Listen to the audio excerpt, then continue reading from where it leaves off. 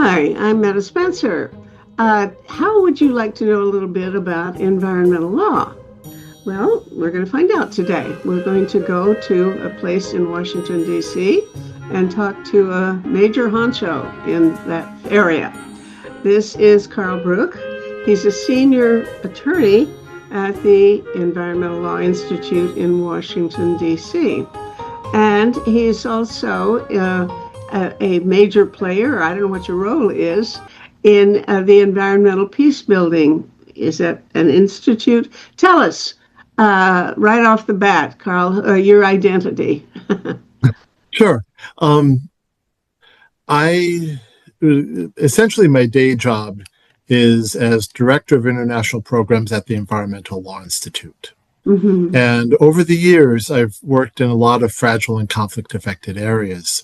And I have found that environmental law, governance, and just a lot of work in fragile and conflict-affected settings is different. And that led me to do technical assistance, training, research, convening. And over time, we being ELI and all our partners and contributing researchers, realized that there are very different ways of thinking about how you manage the environment and natural resources in conflict-affected settings, whether it's during armed conflict or after armed conflict. Mm-hmm. And so that led us to create the Environmental Peacebuilding Association, which works at the intersection of environment, conflict, and peace. It brings together 500 people from 90 different countries, everything from researchers to decision makers and practitioners and students. So it's very much about thinking about the intersection of environment, conflict, and peace. That is really already news to me, that organization, that it sounds just marvelous. So I'm going to find out a lot about it. But let me introduce my friend Alexander Belyakov, who in fact has organized this little get-together. And Alex is a dear friend, but he's becoming an indispensable ally in helping me make contacts with people and make that I otherwise wouldn't get to know, like you. Alex is a consultant in sustainability. Start at the top and assume that I don't know anything, which might be even true. One of the things about environmental peace building is that the more you find out about it, the more you realize this has been here a long time. And I came at it through a series of different threads that all came together in environmental peace building. My start was really in the 90s. And I had a fellowship. I was working with environmental lawyers in West Africa, in Liberia, and Sierra Leone. And there was a lot of mismanagement of timber and diamonds to finance armed conflict resources. And we were trying to track who owned these companies, and they tied back to mercenary groups out of South Africa and London. And, this was being used so the concessions were being used to pay the mercenary groups, and we were tracking that down. And fast forward a couple of years, and I'm at the Environmental Law Institute, and we had this big project that was looking at the environmental consequences of war. And this was supporting a process with the UN Compensation Commission that was adjudicating claims against Iraq. And we were asked to bring together over 200 researchers, policymakers, practitioners, economists, scientists, and lawyers to say, what do we know about the environmental consequences of war? Because the UN Compensation Commission was going to be thinking about the burning oil wells from the 1991 Gulf War, the dumping of millions of barrels of oil into the Gulf, the churning up of the desert ecosystem, all of these things, all of the impacts of conflict, some of them intentional, some of them just collateral damage, were being adjudicated. And what was really interesting about this process was that there was no threshold of damage. Any damage that was caused by the war, Iraq was liable for. And under international law, usually the prohibition is against long-term, widespread, and severe damage to the environment.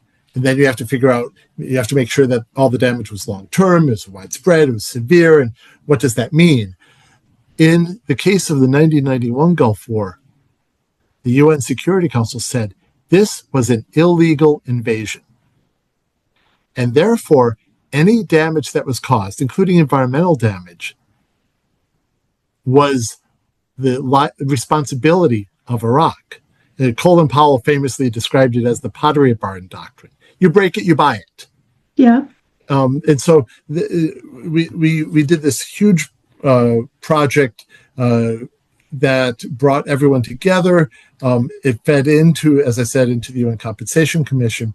And so that was, that's kind of the environmental consequence of war, what happens after conflict. And then I started working a lot in Africa in the late 90s. I don't want you to go there yet, because I've got the thing that's burning in my head is, what about this uranium, the depleted uranium things left around, and that wouldn't have been created by Iraq, it would have been created by the U.S. Was there any liability for that kind of thing? As a practical matter, the 1991 Gulf War, I don't know how much depleted uranium that had. That became a big issue in the 99 Kosovo conflict, and then again in 2003 when the U.S. and other countries went back to Iraq. So that wasn't an issue in the 1991 Gulf War, to my knowledge. I see. Okay. I'm not saying, but I mean, your question is a good question, and the way that the liability was framed was that Iraq was liable for all environmental damage and other damage, but all environmental damage coming out of the war. That included the damage that Iraq caused to Kuwait and to the neighboring countries because of the oil fires and pollution and everything, but also caused by the Allies in needing to liberate Kuwait. So, now, do you believe that that's a good principle? Questionable principle about weapons that may not comply with international law. I actually think that it's part of fixing the problem that Iraq created. Yeah, I can see it both ways. I don't think there was any international law that clearly prohibited depleted uranium. I'm not saying that it was good. I'm just saying that this was in a gray area. Okay. Legal. Well, not environmentally. Anyway, I deflected you from where you were going. No, it's okay. You're going to Africa next. So in the late 90s and early 2000s, I started doing a lot of work in Africa. And some of that was in conflict-affected countries, like Liberia and Sierra Leone. And a lot of that was helping them to recover after conflict. And our organization, the Environmental Law Institute, was asked to help draft forestry legislation in Liberia. Charles Taylor had used timber concessions to finance his armed conflict. And the Security Council had imposed a ban on the import of raw logs from Liberia, basically saying until we know that these logs are not causing conflict, we do not want the international community to support the trade. So ELI was brought in as a technical expert to help draft legislation. And we had all these consultations with the government and civil society and other actors, helping them to think through what appropriate legislation, appropriate to Liberia and appropriate to the post-conflict context, what that legislation... Let me get clear on this, too.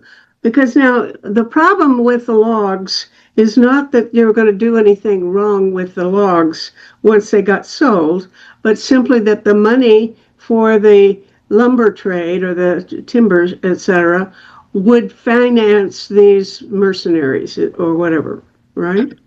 That's what it started out as. This was when Charles Taylor was in control of Liberia, and they had an embargo on diamonds from Liberia, and then Charles Taylor said, "Okay, can't trade in diamonds. Let's do timber." And then the Security Council imposed a ban on timber. Even after Charles Taylor left, that ban remained in place because the country was very unstable, and they wanted to be careful about the potential for ongoing illegal sales to finance non-state armed groups.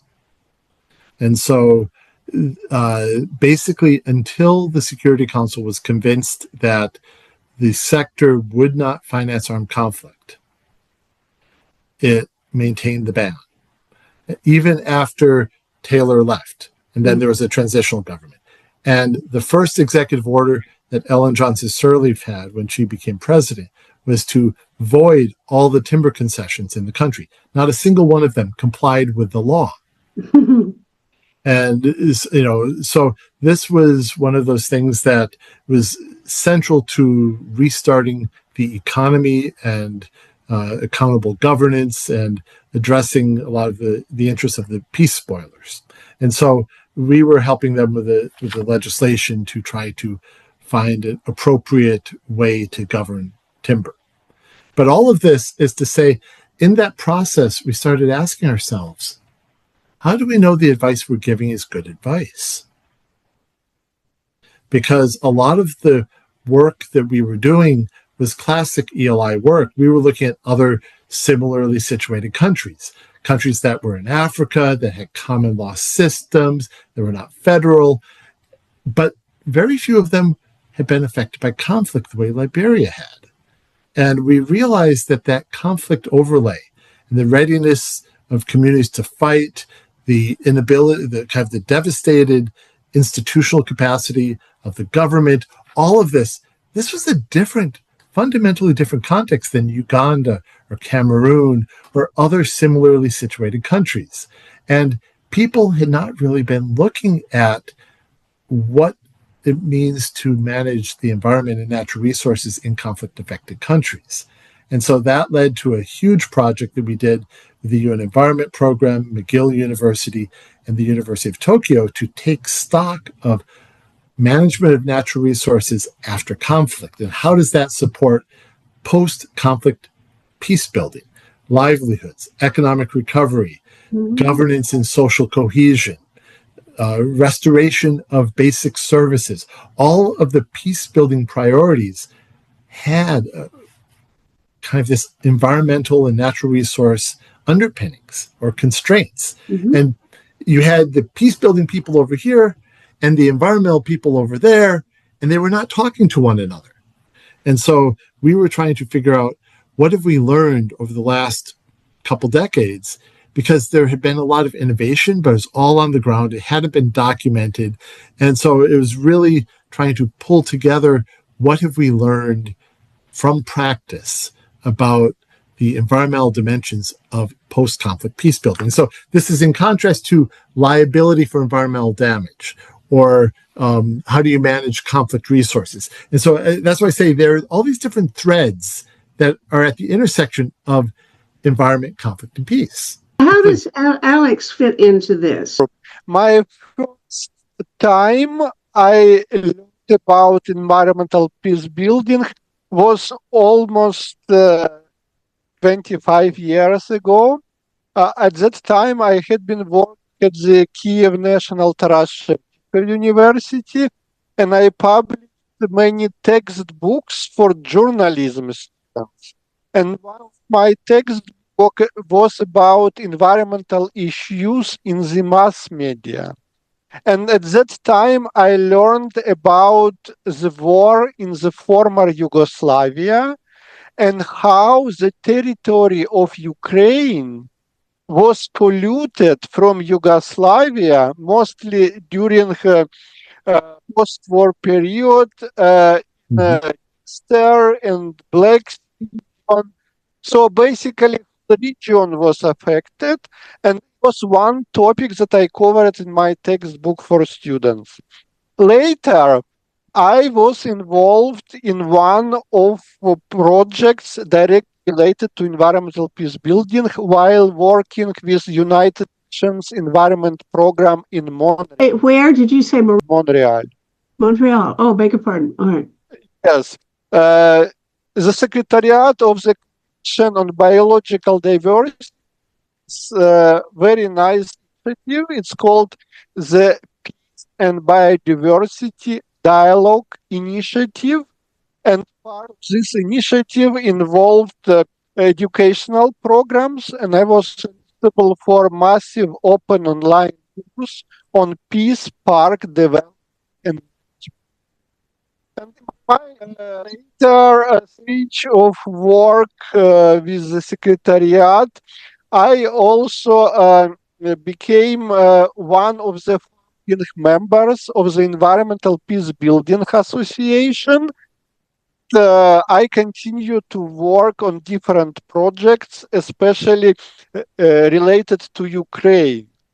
And one of the projects Peace Building Association is developing now is, I would call it a real encyclopedia of knowledge on environmental peace building. It will be published hopefully summer. A new book called Essential Concept of Environmental Peace Building, an A to Z guide.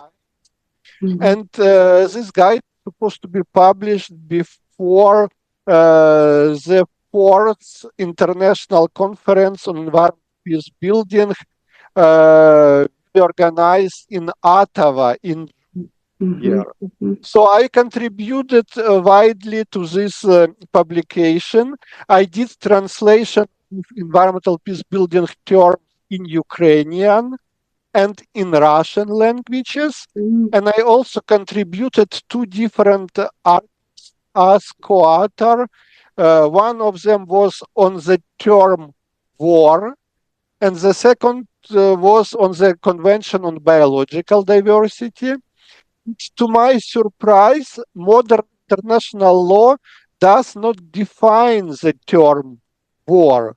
Usually about so-called, armed conflict, and it's so weak and misleading.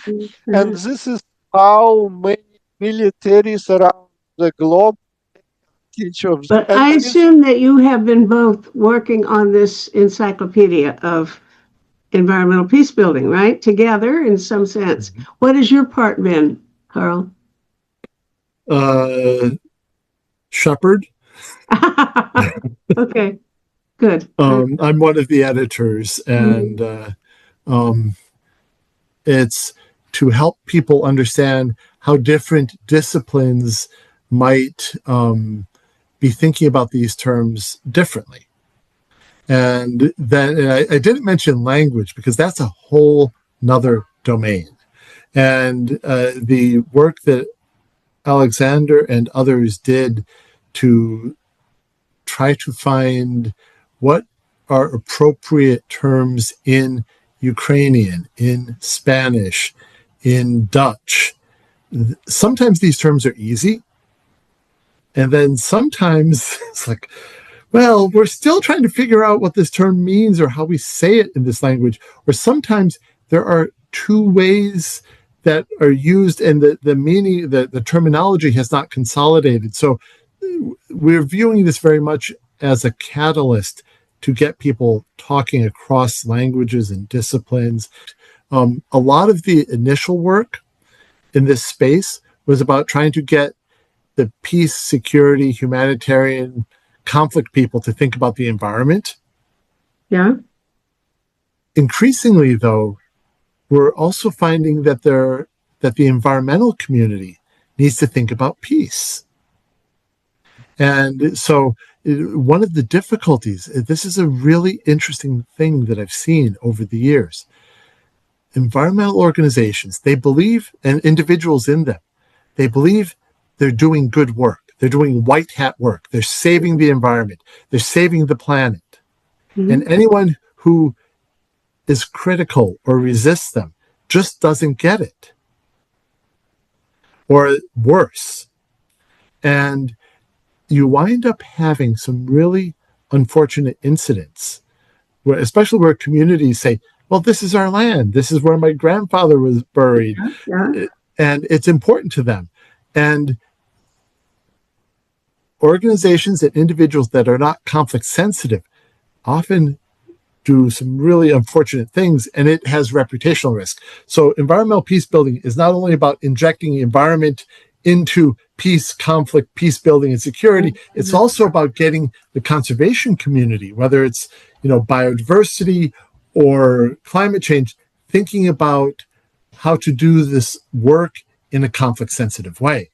And so you're really trying to look across discipline. When you're a peace person working on environment, often you are marginalized. When you're an environmental person working on peace, they don't know what to do with you.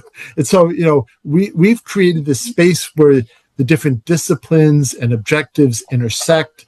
And, we're trying to kind of look at how to advance these different objectives in a mutually sustainable way. Okay, and the other thing you did say one thing that I had certainly heard about and thought about a lot in the past, and you've tied it for a moment. Anyway, we were going to talk about things like when people say this is our land, what does that really mean? This comes up especially in issues about what is the right to secede. What the claims, the legitimate claims of a people, and in fact, what is a people? Is there such a thing? And all of that. Those certainly have been unresolved. I think to this day, the ICJ doesn't really know what to say. About when do you have a right to secede, and who has that right, and so on. I don't think that those are the principles of sovereignty and land claims and so on, that has been developed at all. But that can't be the main component, if at all, connected with the environmental peace building issues that you're talking about. That has to be. That's just one piece. Yeah, it's smaller. It's a big piece, but it's not. It's not a major component of what you're doing, I assume. Correct. But it is, and this is where work on environmental law or natural resource law starts to intersect with environmental peace building, where you go from questions of governance and differences of opinion to violence. And I think that, this question of this is my land, some of this is, as you say, questions of secession. And one thing that we see time and again is that when you get natural resources of great value, like oil and gas, regions say, why are we sending all this money to the capital when we could use it for our own advancement? Sure. And you see this in South Sudan. You see it in Kurdistan. You see this in Alberta. Alberta, in Scotland. It's like a lot of different places. This dynamic is really common. But then there's also this question of, for indigenous peoples that have lived on the land for centuries, if not millennia, and now that land is called a national park. Mm-hmm. And it's not just about secession. It's just, this is our land. Wait a minute. You say it's not? That generates social conflict that can turn violent. Oh, there's something really going on in Canada related to that, and that is there's some legal precedents being set now about the Indigenous claims to land, and such that it could be that people who own title to a forest or even their own house may find that no, they don't own it. It really belongs to a certain Indigenous tribe or something. This, as I understand it, it's a lot dicier than anybody realizes, right? Yeah. Anyway, I'm going every which direction with what you're throwing things at me that make me think of a lot of interesting problems. But and that's it's kind of like, you say there are so many different things here. Well, that's kind of like physics. Physics is a field, but then you have mechanical, Newtonian mechanics, you have electromagnetism, you have quantum mechanics, and then there's this question of, well, can you get a grand unified field theory of everything? And environmental peace building is very much like that. There are these different threads that all come together. And what binds them is that they're at this intersection of environment, conflict, and peace. And some of the stuff we say, okay, what happened in the Vietnam War? And whether it's Agent Orange and liability for Agent Orange, or changing weather patterns and the Environmental Modification Convention that came out of that, or any of a number of other environmental impacts of that war. And we had the 1991 Gulf War, and we now have the war in Ukraine. And this is another space where Alex and I have kind of come together looking at, these issues remain, unfortunately, very much present. And how can we reduce the impacts? How can we hold countries and individuals accountable? It's really hard work.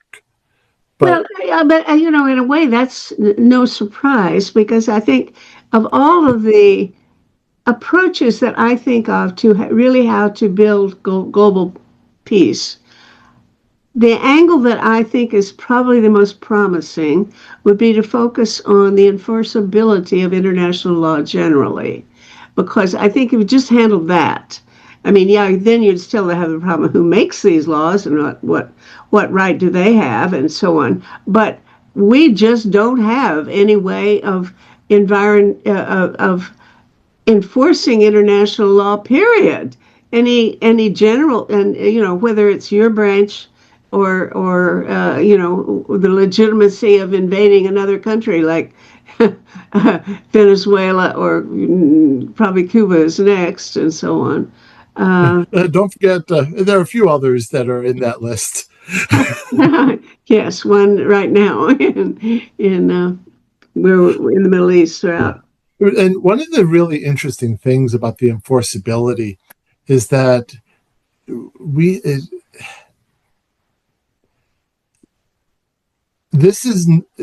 is enforceable, but it's not consistently enforced. That we have the International Court of Justice, and they have had a couple of cases. We have the International Criminal Court. We have ad hoc commissions like the UN Compensation Commission and the Ethiopia-Eritrea Claims Commission. We have national courts, and Ukraine is prosecuting individuals for environmental war crimes.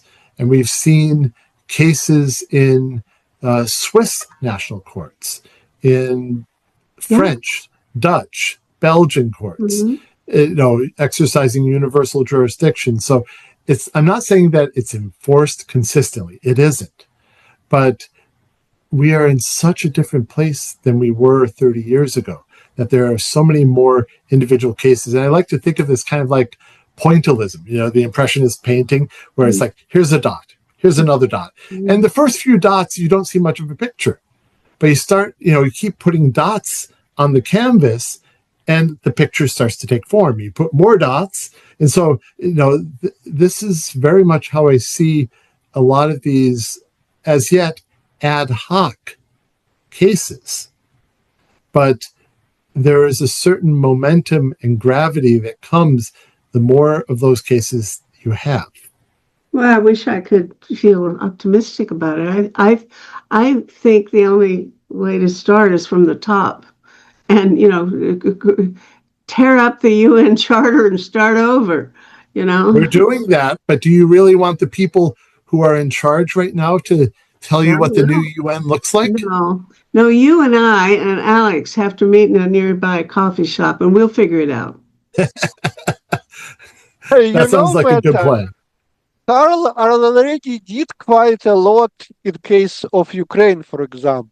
During this war, he visited Ukraine Ukraine few times and worked with Ukrainian prosecutors and support them and brought some of them to the United States, educated them. So it's huge support to Ukraine in case criminal law affects environmental crimes and other things. So maybe Carl can tell a little bit.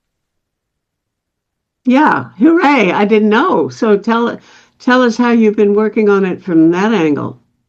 So I'll, this was supported through the U.S. State Department.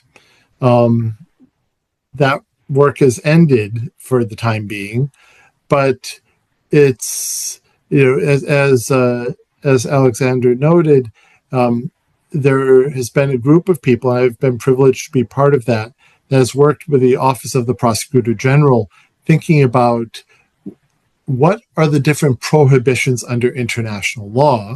Hold on. The Prosecutor General of what? The ICC? Ukraine. Oh, Ukraine. All right. So this is domestic. It's domestic prosecutions, but they also prepare the evidence that is often shared or may be shared with the ICC. So first you have to get the evidence that's relevant and that will stand up in court, whether that's a Ukrainian court or the International Criminal Court or another court. And so the first thing is, well, which actions are the most promising to hold somebody accountable for? And some of that may be the government of Russia. Some of it might be certain commanders. But then you also have to be able to show that this commander wasn't just responsible for the area, but that that commander actually knew about or ordered certain actions that are illegal, like the blowing up of Kakhovka Dam or other dams. But then the question is, how do you know that this person, this individual, was actually involved? You know, Russians were involved, but showing who was involved and what they knew and when they knew it, that requires evidence that will stand up in court. And that takes a long time to collect. And so one of the things that I think is very interesting about this is that the work on environmental war crimes, the U.S. support for it has effectively stalled for now. The Ukrainian prosecutors and the investigators are still collecting evidence. They're still building cases using, some of the ideas that we and other individuals have shared with them. And there will come a time when more cases are built and brought. We are seeing some very innovative charges being brought by the ICC on targeting of infrastructure, which I think is, it's not environmental, but it does tie into some of the infrastructure, and it's moving in a direction that the ICC hasn't focused on in the past. And I think that's one of the really important things to know about the ICC. They don't prosecute everything. They focus on kind of, a landmark case and makes a point that says, this is illegal and we will prosecute. And once they've done that, they look at others. Think probably a lot of us don't have a clue of what is legal about targeting. For example, this right now there are issues about targeting desalination plants in the Middle East, in the neighboring countries. Yeah. And I don't know what the law says. How legal is it? You're not supposed to starve people to death. So clearly what was going on in Gaza wasn't a good idea. But if somebody blows up the water supply for a neighboring country, what do you say? That is a really good question. The short answer is, and this is where I alluded to earlier, there's very limited environmental provisions, if you will, in international humanitarian law, but there are a lot of provisions that are included in the environment. So, the primary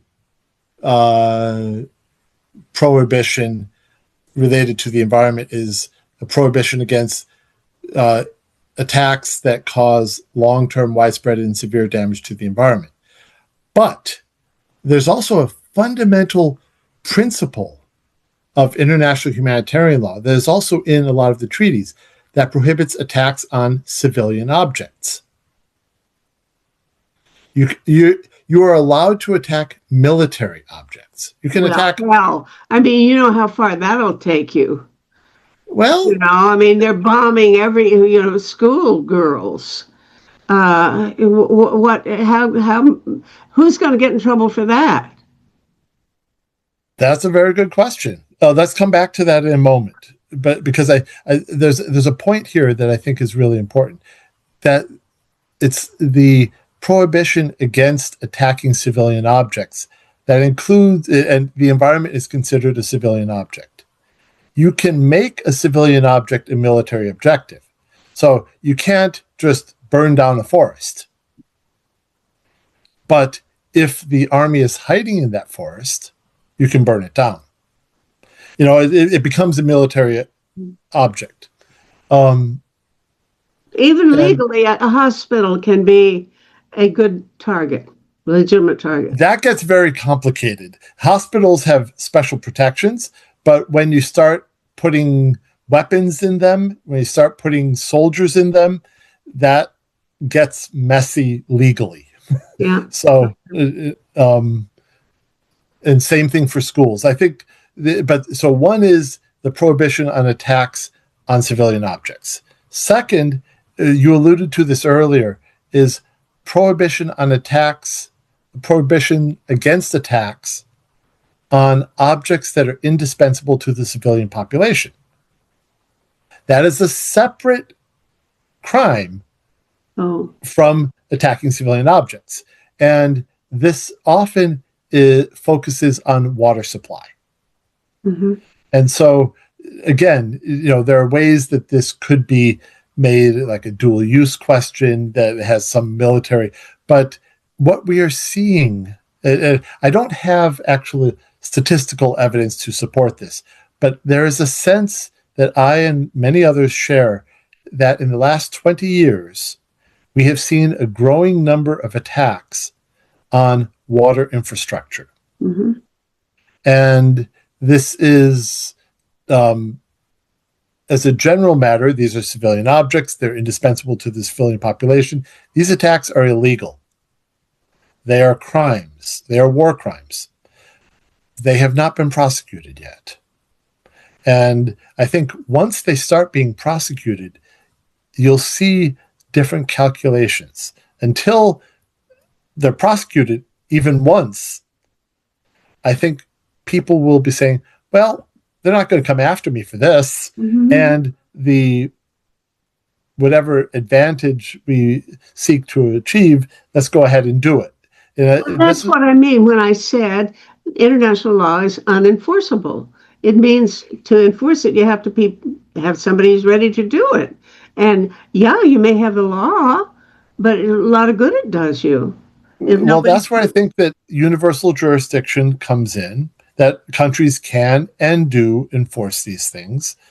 But you need to have the evidence, not just that this side did it, but who individually did it. And do you have the evidence to show that they did it? That's where life gets really complicated. It's not that it's unenforceable. It's just really difficult to enforce. And not because there aren't the institutions. It's just really hard to get the evidence, and it often takes a long time. But you wouldn't have any trouble getting evidence against Trump and his cabinet. They put their foot in the mouth every day of the week. They don't mind saying, I did it, and I'm proud of it. One of the difficulties is that you also, some countries will do trials in absentia, but generally most countries, most jurisdictions want to have control of the person so that they show up in court and they can defend themselves. Mm-hmm. And so it's it. I think that it's going to be very interesting to see how this unfolds. I think the question of schools, this is similar to the question of hospitals. Schools often are considered protected. And the question is, did they intentionally hit the school, or did they have bad information and they didn't do due diligence? And what does that mean? Is that criminal, or is that more responsibility? Or how do you think about that? Well, all you're doing is pointing out all of the complexities that make it so difficult. And, I've led you into this council of despair where everything you say makes me I'm not despairing. I don't want to feel discouraged. I want to see that there is some glimmer of hope that someplace there's a group of people working on exactly the question of improving the enforceability of international law. And that would include environmental law, but obviously everything we've said is tangential to other aspects of human rights and other things, aspects of international law. And the other thing is that this is a very difficult space. Some of it is the burdens of proof and getting evidence in very difficult circumstances. Some of it is the politics, but there are so many pathways that we're now seeing. One of them, which I think is worth watching, is the register of damages that has been created to hold Russia, not individual Russians. This is holding the sovereign state Russia financially accountable for the illegal invasion of Ukraine. And the register started out simply collecting complaints, whether it was to a house or building or region or whatever. And they are now negotiating basically a mechanism that will take those complaints and start deciding, is this a legitimate complaint? Can we put an appropriate value on the damage? Then the next question is, and where do we get the money to pay that? You send the bill to Russia, they're not going to pay it. The question is, whether it's the assets that the European Union and others have frozen, could that provide the funds, or the interest off of those assets? And those are questions that are still making their way through the political process. Yeah. But okay, clearly it's only been a month or so ago that the EU decided that they wouldn't do what we were hoping. I was hoping, and I had a conversation with Lloyd Axworthy, who had sort of dreamed up the idea of appropriating or impounding those funds and using it for whatever the Ukrainians needed most. Yeah.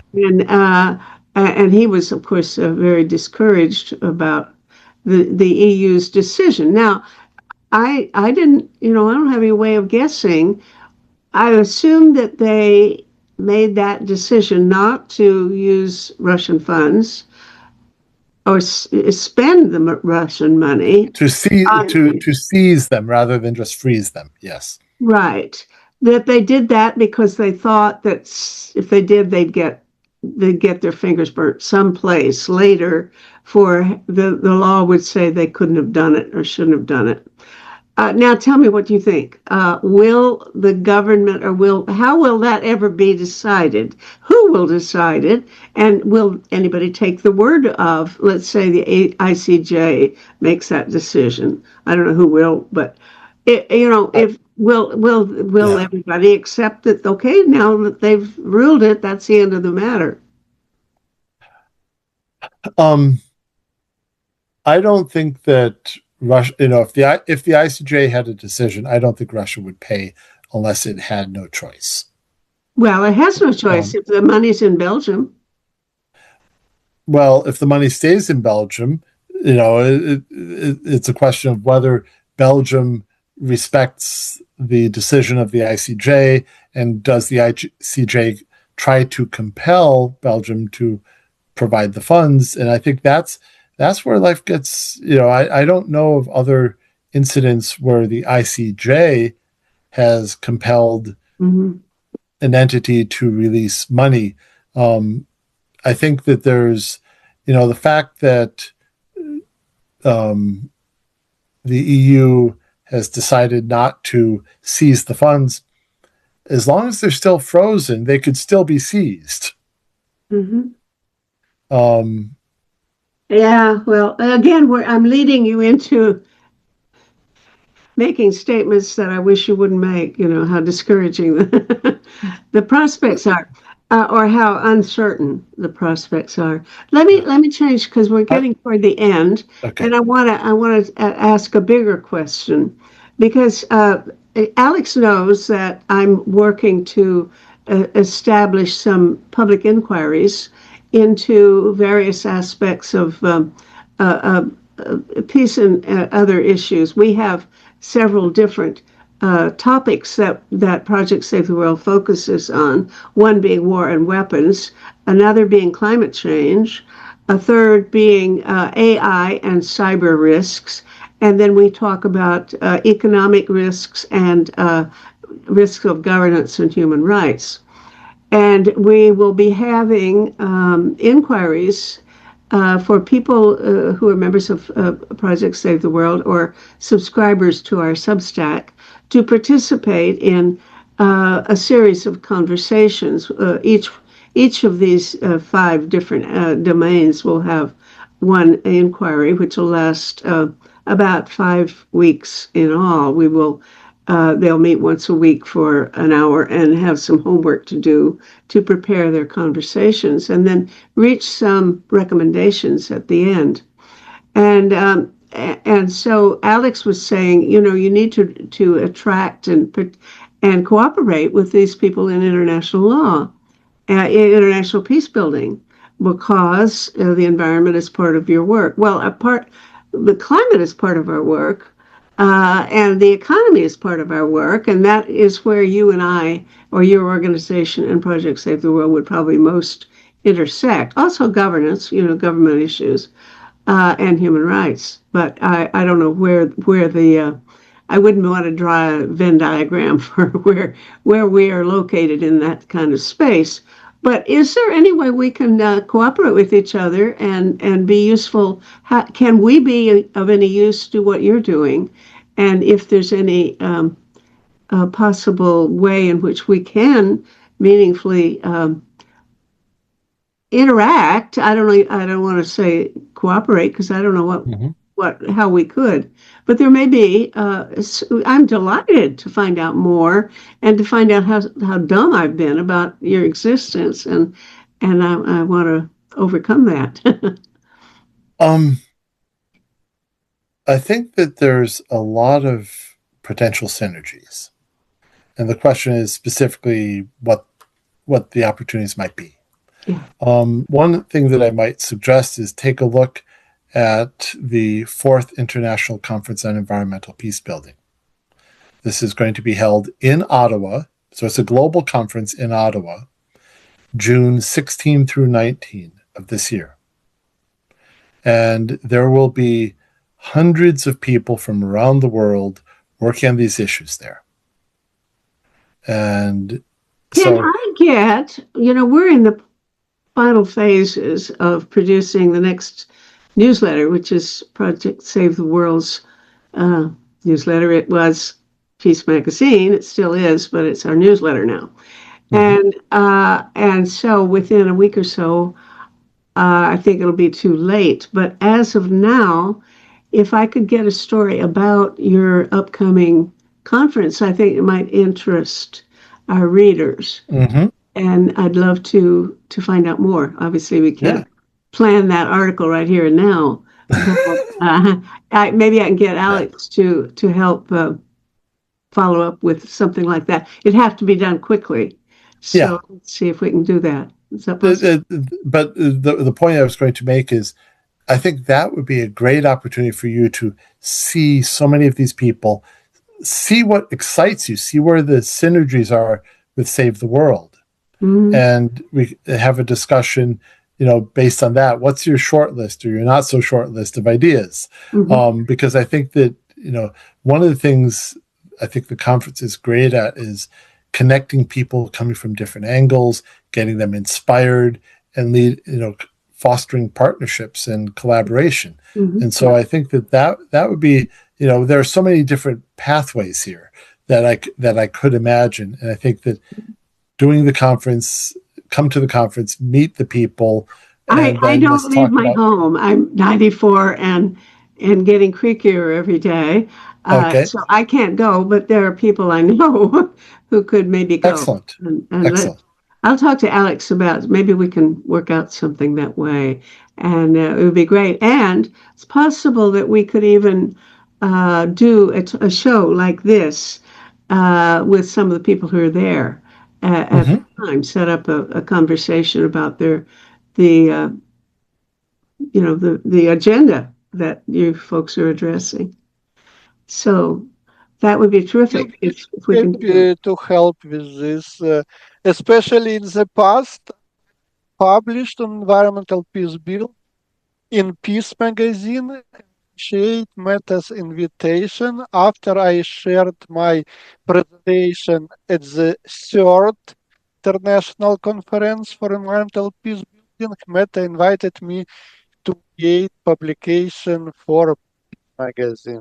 So it was already published, and even some citation from that publication on nature as a victim, invisible victim of the war in Ukraine are also mentioned in the essential concepts on environmental building and A Z guide that will be published before the conference.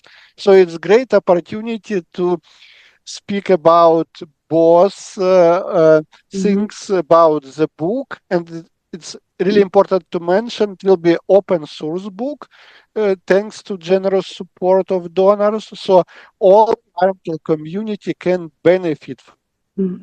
Wonderful. And finalizing our meeting, I would like to provide a great example how environmental and peace community can communicate and cooperate even in Toronto.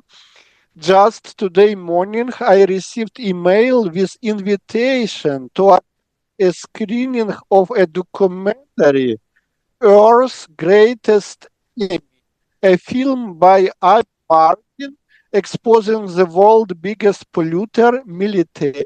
And Oh, this yeah. is Mm-hmm. typical environment building topic we will be addressing during the conference as well. So it's great how people here want to actually on April 20 can come and see documentary, I believe at Innis College. So we see more live streams like this where community, environmental community, Mm-hmm. peace community are coming together to discuss such important environmental peace building issues. Well, I think the key to that is in finding topics where there is an intersection of concern. And so much of what we're doing now, I'm more than almost, I've been working on nuclear weapons for 40 something years. And, I think about it a lot. But I worry just as much, if not more now, about climate change and also about AI. So those two issues are very much very central to what Project Save the World is doing.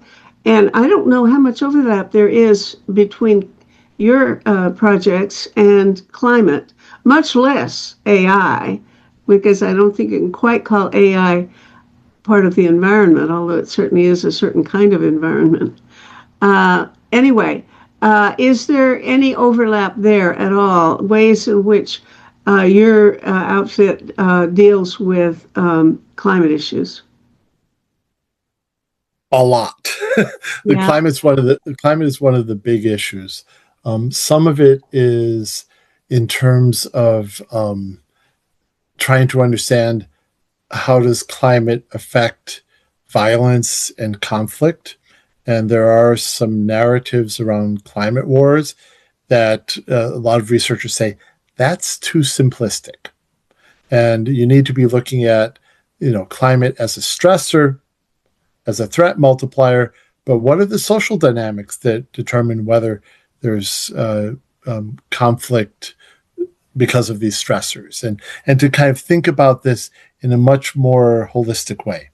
Another thing is that we see that a lot of climate efforts are generating conflict, that efforts to secure the minerals for green energy, for the energy transition.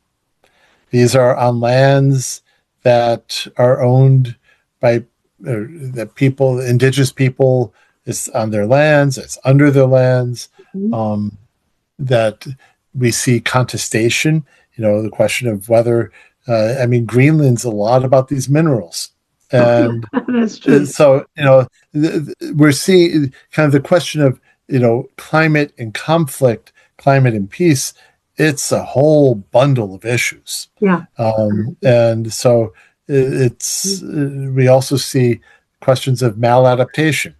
And, so on the adaptation side, climate mitigation side, conflict sensitive climate action, making sure that one of the things, there's a lot of climate finance, but very little in conflict affected countries.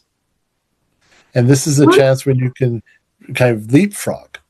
One of the things that we're doing, for example, right now, today, I'm preparing a list of 20 interventions that have been proposed as potential part solution to the climate problem. Things that are, many of them are called geoengineering. Others include things like a campaign to get people to become vegans or something. You could have other things that would be more environmental. Not all of them, but I would say the majority of the list of those things are in a way environmental impacts, and the arguments against them, for example, against climate repair technologies, would be people who are afraid of the dangers of impact on the environment from solar radiation management and things like that. So I'm going to be posting these as a survey on Substack and asking everybody to express their opinions or their appraisal of the merits and demerits of these various proposals. And because we have to weed out the ones that we think might be useful and not so useful. So that's the kind of thing that may come up as topics that we will address during these 5-week long inquiries. And I can see how there might be a connection there. So I will send that to you and see if you find it of interest and you think that your constituents and your members would also find it interesting to participate in that kind of conversation, because these meetings will just simply be free conversations like citizens' assembly, deliberations, and that kind of thing. Over a period of 5 consecutive weeks, and then the development of a set of recommendations that we think can be used for lobbying and so on. So, and we do have an environmental peacebuilding update that goes out to about 4,400 people every 2 weeks. And so if there's something that you're doing at the intersection of environment, conflict, and peace, it doesn't have to be called environmental peacebuilding, but if it's if it's at that intersection, we're happy to help get the word out on that. Well, also, I can imagine that there are things in your newsletter, if you put me on your list, that we can include in our own newsletter. Some overlap there that would maybe help potentiate your work. This is so refreshing, and I'm so grateful to Alex, for setting us up. But we do have to stop now for the moment, and I hope to pick it up again and continue this, to me, very promising conversation. So I've learned a lot. As I say, unfortunately, it's sort of a depressing conclusion, in my opinion, still, because I don't think we've got anywhere near to the level of legal enforcement that we need, and I don't know how far we're going to get with that. But bless you for what you're doing. It's wonderful. Okay. It's a pleasure talking. Thank you so much, and we'll be back in touch. Bye. Thank Alex. you very much.